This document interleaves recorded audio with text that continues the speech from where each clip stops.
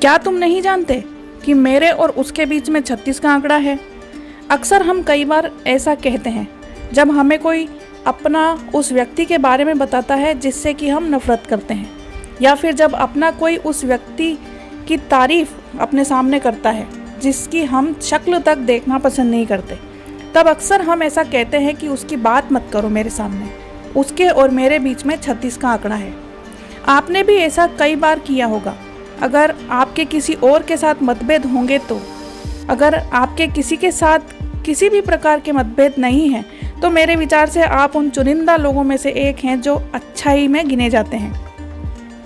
खैर कोई बात नहीं, मुझे पूरा विश्वास है कि आप अच्छे ही होंगे, लेकिन आपने कई बार 36 के आंकड़े के बारे में और इससे जुड़ी कहावत के बारे में कभी ना कभी किसी न किसी के मुंह से ज़रूर सुना होगा। लेकिन क्या आपने कभी सोचा है, कभी आपने दिमाग लगाया है कि आखिर क्यों हम सभी 36 के आंकड़े का ही इस्तेमाल करते हैं, जबकि कई सारे आंकड़े हैं, इसे ही क्यों हम इस्तेमाल करते हैं? क्या आपके दिमाग में कभी ऐसा सवाल आया है कि आखिर क्यों हम 36 के आंकड़े का इस्तेमाल करते हैं?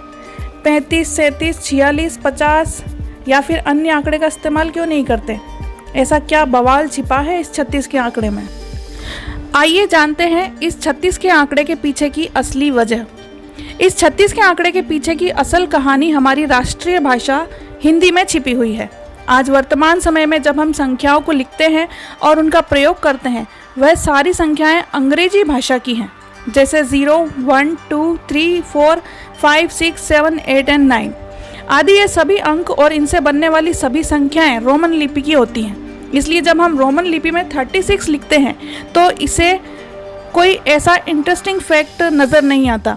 लेकिन आप सभी को पता होगा कि हिंदी भाषा में लेखन करने के लिए देवनागरी लिपि का इस्तेमाल किया जाता है और संख्याओं को भी देवनागरी लिपि में ही लिखा जाता है, जैसे 0, 1, 2, 3, 4, 5, 6, 7, 8 और 9 इस तरह से।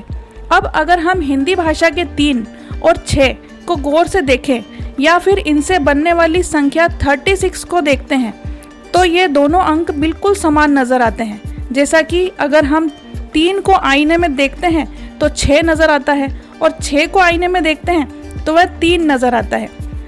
अगर आईने के सामने रखेंगे तो आईने में वह हमें उल्टे नज़र आएंगे, मतलब दोनों अंकों में काफ़ी समानता है।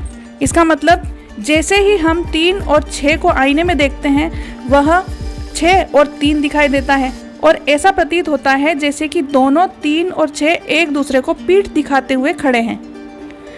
इसलिए जब हम 36 को देवनागरी में लिखते हैं तो आप देखिए 3 और 6 एक दूसरे की तरफ पीठ करके रूठे हुए नजर आते हैं, जैसे उन दोनों में किसी बात को लेकर झगड़ा हुआ है और ये दोनों एक दूसरे की शक्ल देखना नहीं चाहते।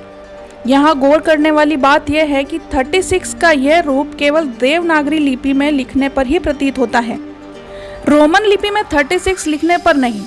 मतलब रोमन लिपि में 36 लिखने पर इस संख्या में हमें कोई भी ऐसी रोचक बात नजर नहीं आती है। इसीलिए जब दो व्यक्ति, संस्था, घर, बिरादरी, समाज, धर्म, देश आदि में जब कोई विरोधाभास नजर आता है, तब कहा जाता है कि उन दोनों में 36 का आंकड़ा है। और यही कारण है कि 3 और 6 जिस तरह एक दूसरे के विरोध में रूठे हुए नजर आते हैं, उसी तरह दोनों के बीच के विरोध को दर्शाने के लिए 36 के आंकड़े का इस्तेमाल किया जाता है, ना कि किसी और आंकड़े का, जैसे कि 35, 39 या 37 जैसे बाकी संख्याओं का इस्तेमाल, क्योंकि विरोधाभास की यह स्थिति केवल 36 में ही हम देख पाते हैं। अब आपको समझ आ गया होगा 36 के आंकड़े के पीछे छुपा राज। आपको ये वीडियो कैसी लगी कमेंट करके ज़रूर बताएं। वीडियो पसंद आई हो तो लाइक और शेयर करें, और चैनल पर नए हैं तो सब्सक्राइब करें।